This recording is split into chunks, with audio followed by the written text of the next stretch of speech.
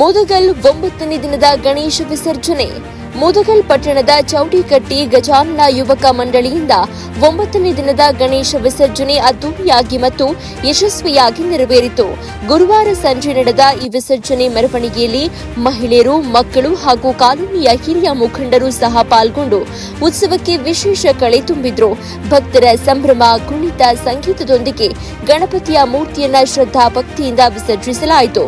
ವಿಸರ್ಜನೆ ವೇಳೆ ಪೊಲೀಸರಿಂದ ಕಟ್ಟುನಿಟ್ಟಿನ ಬಂದೋಬಸ್ತ್ ಮಾಡಲಾಗಿದ್ದು, ಯಾವುದೇ ಅಹಿತಕರ ಘಟನೆಗಳು ನಡೆಯದಂತೆ ತುರ್ತು ವ್ಯವಸ್ಥೆ ಕಲ್ಪಿಸಲಾಗಿತ್ತು.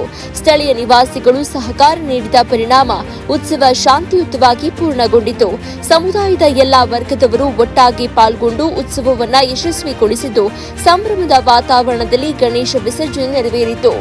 ವರದಿಗಾರರು ಮೌನೇಶ ಶಿವನಗುತ್ತಿ.